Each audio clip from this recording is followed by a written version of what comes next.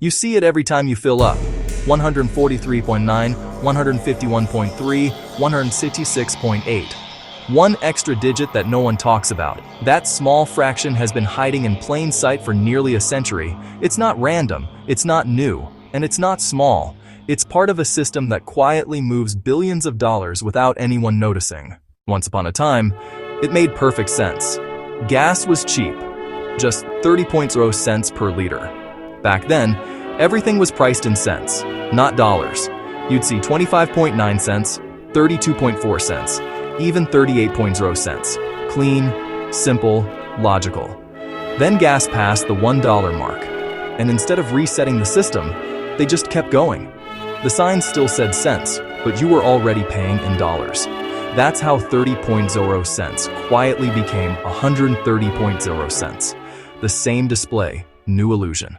To understand that last digit, the 910, we have to go back to the 1930s. During the Great Depression, governments added gasoline taxes, fractions of a cent. Half a cent here, a tenth of a cent there. Gas stations wanted to stay competitive, so they started pricing fuel like 10.9 cents instead of 11 cents.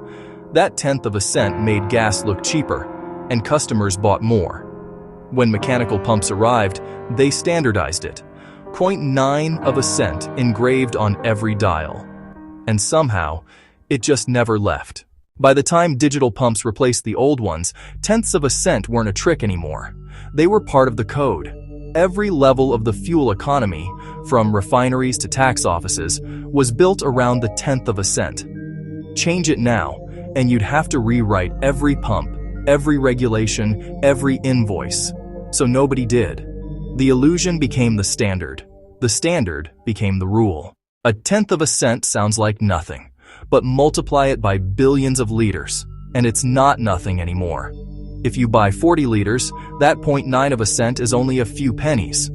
But if an entire country fills up every day, that rounding dust adds up to millions, quietly moving through banks, taxes, and timing. No one's stealing it. But it never disappears either. It just flows to whoever happens to be on the right side of the rounding. This logic didn't stop at gas. You'll find it in credit card fees, digital ads, bank interest, and even phone bills. Invisible decimals, fractions of a cent per click, per second, per byte. The logic of rounding became the language of the algorithm. Precision turned into profit. What started as a tax workaround in the 1930s now powers the math of the 21st century. It's just a fraction of a cent, 0.1 cents. Barely visible, barely felt. But it's there, every time, and every liter, every gallon, every tank, every day, every country. Multiply that 0.1 cents by billions of liters, over years, across the entire world.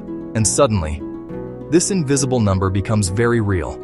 Hundreds of millions, maybe billions, paid without a second thought. All from a number nobody talks about. But everyone pays.